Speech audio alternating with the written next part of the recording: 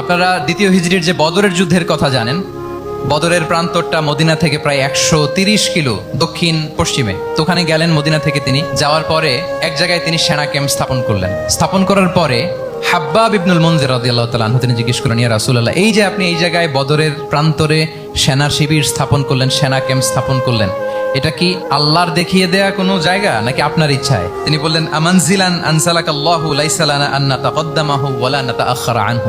এটা কি একেবারে ফিক্সড আল্লাহর পক্ষ থেকে ওহী যে এখানেই শিবির স্থাপন করতে হবে, নাকি আমহুয়ার রায়ু ওয়াল হারবু ওয়াল মাকিদা, নাকি এটা যুদ্ধের কৌশল হিসেবে আপনি নিজ থেকে করেছেন? রাসূল সাল্লাল্লাহু আলাইহি ওয়াসাল্লাম বললেন, না, এটা কোনো ওহী না।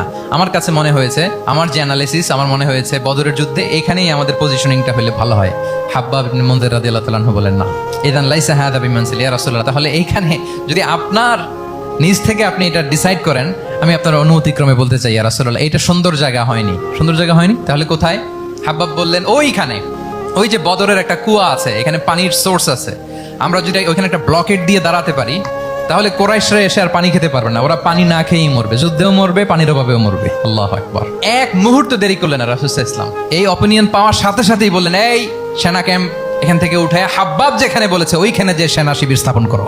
এক সেকেন্ডও দেরি করেন নাই। তাহলে কোনো ইগোইস্টিক ঝামেলা ছিল না, ভেরি অ্যাকোমোডেটিভ ছিলেন রাসূল সাল্লাল্লাহু আলাইহি ওয়াসাল্লাম। আমরা অনেক সময় নতুন কোনো কথা শুনলে, কোনো রিফর্ম শুনলে, শ্রোতাদের মধ্যে থেকে কিছু একটা শুনলে আটকে উঠি, চেঞ্জ করতে চাই না, রিজিড হয়ে থাকে। এই রিজিডিটি রাসূল সাল্লাল্লাহু আলাইহি ওয়াসাল্লামের মধ্যে ছিল না, ভেরি অ্যাকোমোডেটিভ ছিলেন, ইজিলি ওপেন আপ করতে পারেন। মুহূর্তেই বলেন, ঠিক আছে, আমি যেখানে করেছি আসলে ঠিক হয় না, হাব্বাব যেখানে বলেছে সবাই ওখানে যে সেনা ক্যাম্প স্থাপন করো। আল্লাহু আকবার। উনি চাইলে বলতে পারতেন, এই হাব্বাব, তুমি কি আমার চেয়ে বেশি বুঝো?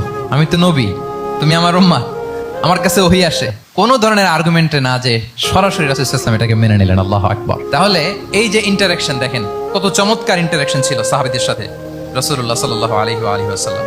Good interaction with your followers, এটা জরুরি।